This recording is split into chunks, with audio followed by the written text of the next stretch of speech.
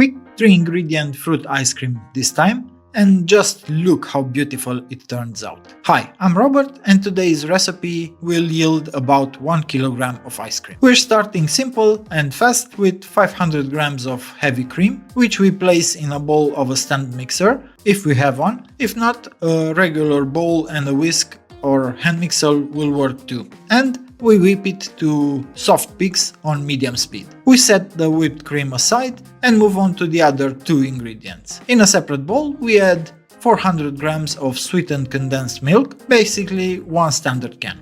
I'm using fruit puree for convenience, but if you don't have that on hand, you can cook the same amount of fruit with a tablespoon of sugar and a bit of lemon juice. If you want a smooth result, you can blend and strain it, or not, if you prefer large fruit pieces in your ice cream. So I'm adding 200 grams of fruit puree. You can use the same quantity of cooked fruit instead. I thought blueberries would look great, so that's what I'm using here. Of course, any fruit works, and the more acid or tart the fruit is, the less sweet the ice cream will taste. I know you might say there's a lot of sugar in this ice cream, but the sugar prevents ice crystals from forming, especially since this is a simple recipe made without an ice cream maker or anything fancy. We really do need the sugar. Now we combine the whipped cream with the condensed milk and fruit in 2 stages. You'll see the beautiful color the blueberries give the mixture. Once combined, the ice cream is basically ready.